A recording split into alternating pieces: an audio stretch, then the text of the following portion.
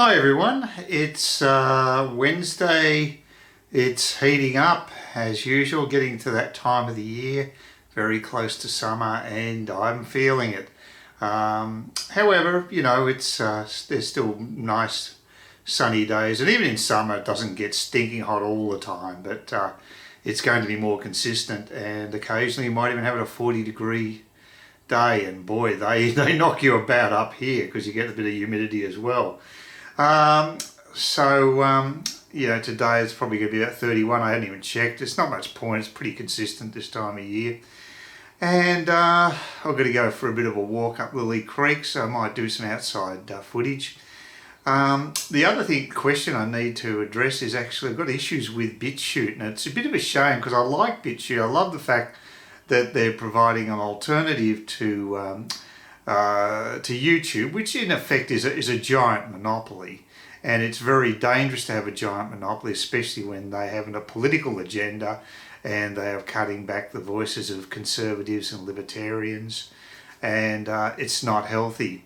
I haven't felt anything particularly personally as far as their censorship is concerned, but you never know. I might be being throttled to some degree, and it's impossible to tell.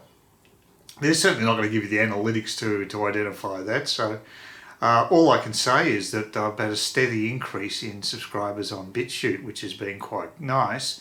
It's only 25 subscribers in the minor channel, but it's only been going for a couple of months, so it's quite a reasonable daily increase in subscribers. So that would indicate that maybe some hanky-panky is taking place with YouTube. But the trouble is, Bitchute is not a mature platform, anywhere near as mature as YouTube, and consequently I've had technical issues with YouTube, especially currently I can't upload my videos. I can upload them, but they won't publish, and that's the annoying thing. They just hang and they're waiting for publishing, and it can take a day or so before the bloody video goes live, and that's really not up to scratch. So I've contacted their helpline. I'll be interested to see if I ever get a response. But I remember paying for this too, because I've got 2 channels, so I'm paying for subscribers. So I'm actually supporting Bitchute, and I would hope that something is done soon, because that's an intolerable situation. I've tried twice to upload a couple of videos and it just hasn't worked, and in the last 24 hours, and that's just not good enough. So hopefully they'll get their act together. They are getting better with their features over time, and I would like them to operate well, because I think it's important to have that competition. The other thing is too, please, if you have a few shekels to spare, I'd really appreciate a couple of just minor subscriptions. $5 is enough. It's costing me $10 US a month to have the extra channel, so I'm actually paying YouTube to have 2 channels rather than just one. So if any of you people out there have a little bit of spare change, if you could drop it my way, I'd really appreciate it.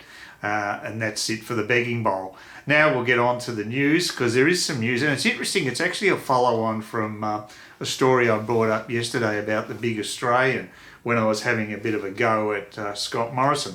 I'm not sure what people make of Scott Morrison. Overall, I think most Australians support him, but I'm critical of him because I think he's coming up with dud policies that are costing this country a lot of money. I didn't mention again yesterday that I'd calculated that this subcontract, which is not going to protect Australia adequately, is going to cost $9,000 for every man, woman and child in this country. I think it's over a period of several decades, but it's a lot of money, and it needs to be scrutinised properly. And of course our press doesn't do its job, so you don't expect them to scrutinise. It's really left up to probably Sky News is the only station that's brought up the issue, and independent producers online such as myself. And I unfortunately have very little power. It'd be nice if I had a few thousand subscribers, but I'm still a minnow and I don't really have much sway, unfortunately. Not that I'm a megalomaniac, but it'd be nice to have a bit of influence. Anyway, look, I'll just get on to this Daily Mail story about the big Australian, and how Australians are not impressed with a potential increase in immigration again once COVID settles down. We're full Overwhelming number of Australians say the country doesn't need any more immigration as voters reject leftist elites. Survey of 2,029 people was done by Australian Population Research Institute. It found that half the Australian electorate want a reduction in immigration. About 72% of respondents said Australia does not need any more people. Many politicians have supported plans for a big Australia for almost 20 years. Now, I don't know who the Population Research Institute is. They could be a right-wing think tank for all I know. So it doesn't sound like a standard polling company. Obviously, it sounds like they've got an agenda. So just remember that as part of the equation here. But I do believe this probably does reflect the way a lot of Australians are feeling.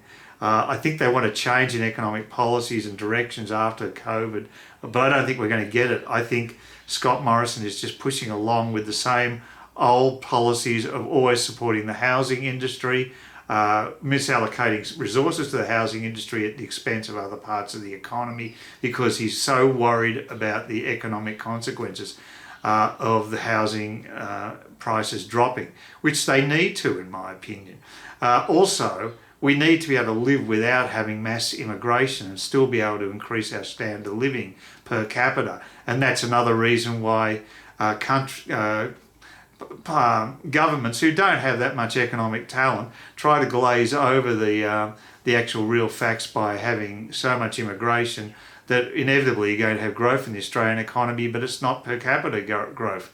It's a per capita recession, but the headline figure looks good to the public, and of course our useless mainstream media is quite happy to report these sorts of figures without much scrutiny. An overwhelming majority of Australians oppose high immigration, I should say, fearing it could affect their way of life, a study has found. Certainly that is true with New South Wales. I know people in Sydney are fed up to the back teeth with the high-rise developments, and there really is a backlash happening there. So that's not just from this group. I know that's a fact. Before the pandemic saw the border closed to non-citizens and non-residents in March, Australia's net annual immigration rate was approaching 200,000 people. Now that is huge. We're not that big a country, and that is a gigantic slab of immigration. It's probably, percentage-wise, we'd be one of the highest in the world, I would imagine, but don't quote me on that. Australia's population also surpassed the $25 million people mark, I should say, in August 2018, 24 years earlier than the predicted in the federal government's inaugural intergenerational report of 2002. Gee, what a surprise the government got her forecast wrong. It makes you chuckle, doesn't it? I mean, if you get a forecast from the government, you should go the opposite direction. You'd probably be spot on. With Sydney and Melbourne amongst the world's least affordable housing markets, 72% of respondents have told the Australian Population Research Institute Australia was full. The survey of 2,029 people was taken in October and November 2019, 4 months before the Prime Minister Scott Morrison closed Australia's border to slow the spread of COVID-19. I think immigration had been pegged as well below 200,000 prior to that as well, but it was only a marginal sop to people complaining about increased immigration. It was nothing substantial. The only good thing to say about COVID is that it has actually stopped that flood of immigrants coming into the country, because I just think the numbers are just ridiculous. It's just we cannot handle so much. We're not good enough at building infrastructure for a start, so what's the point?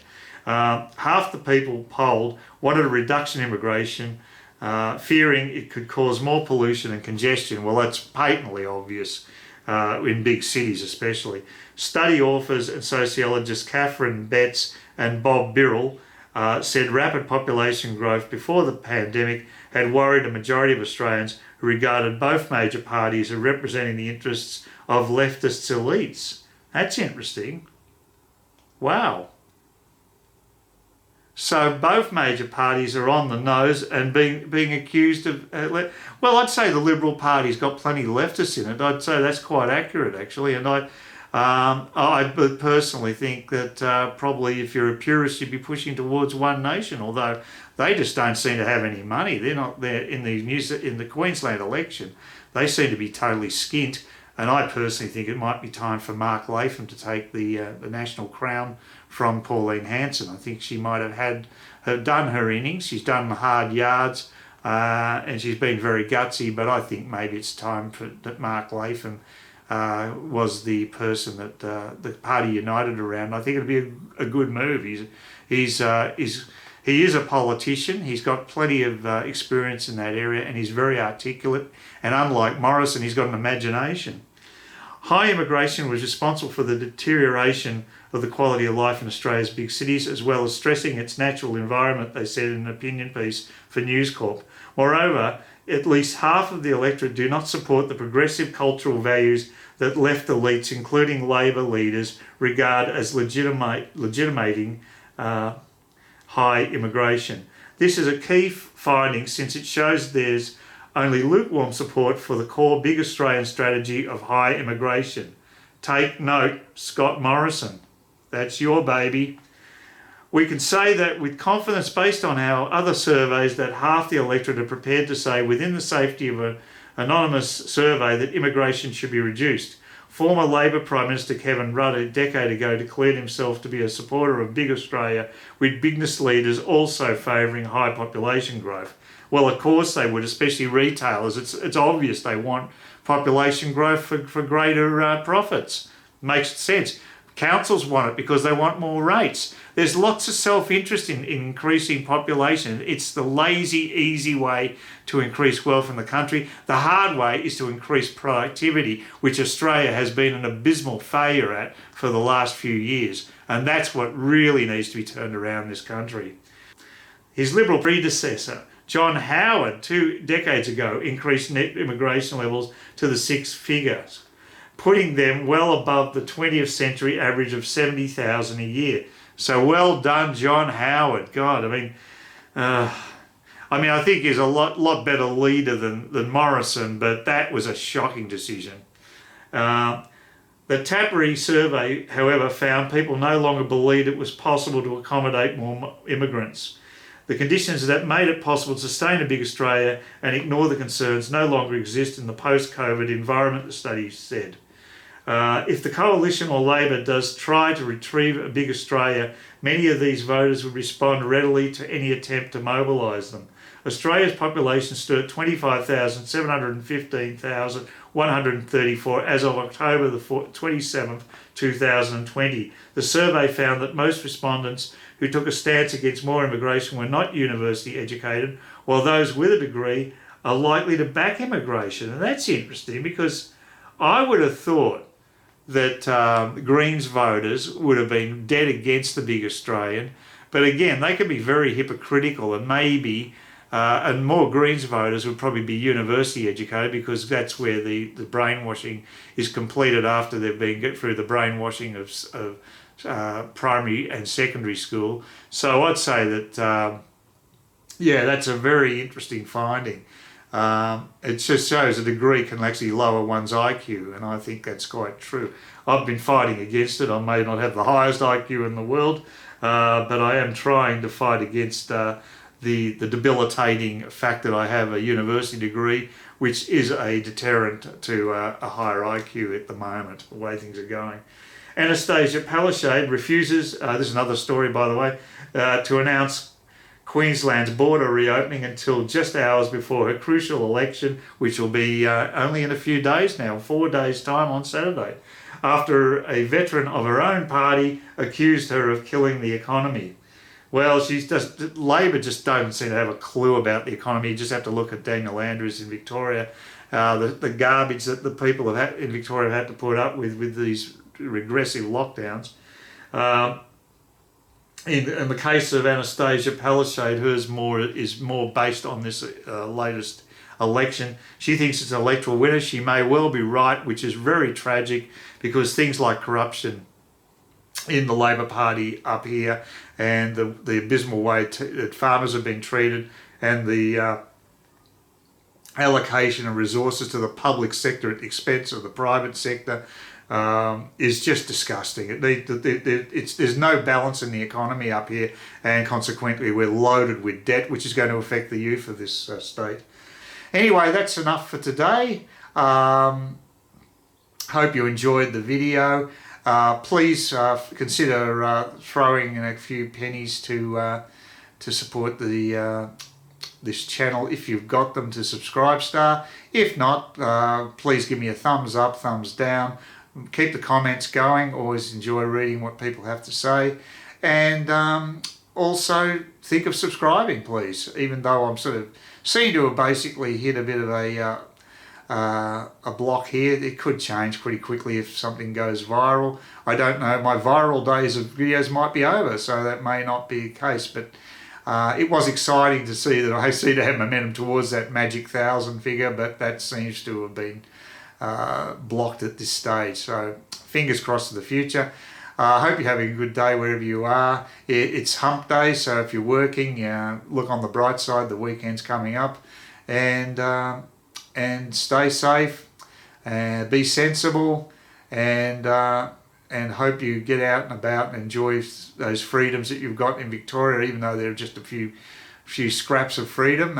Things hopefully will turn more towards an open society compared to the police state you've been living under. We can only hope. So have a good day, everyone, and thanks for watching.